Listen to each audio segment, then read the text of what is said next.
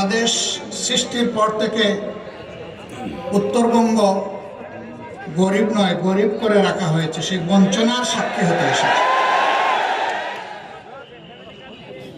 সৎ মায়ের সন্তানের মতো উত্তরবঙ্গের সাথে আচরণ করা হয়েছে। উত্তরবঙ্গ আমাদের কলিজার অংশ।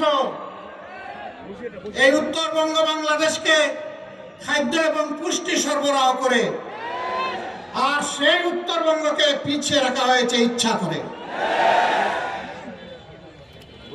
আমি তার সাক্ষী হতে এসেছি। উত্তরবঙ্গ থেকে আগামীতে আমরা আর কোনো বেকারের মুখ দেখতে চাই না। আমরা সকলের হাতে মর্যাদার কাজ তুলে দিতে চাই। আমাদের প্রত্যেকটা যুবক যুবতী, প্রত্যেকটা নাগরিককে আমরা দেশ গড়ার কারিগর হিসাবে তৈরি করতে চাই। গোটা উত্তরবঙ্গকে কৃষিভিত্তিক শিল্পের রাজধানী বানাতে চাই। বন্ধ চিনি কল খুলে দিতে চাই। শ্রমিকদেরকে কর্মক্ষেত্রে আমরা ফিরিয়ে নিতে চাই। ভাই, আমাদের কাছে কোনো কার্ড নাই। আপনারা সবাই ভাই বোনেরা আমাদের কার্ড।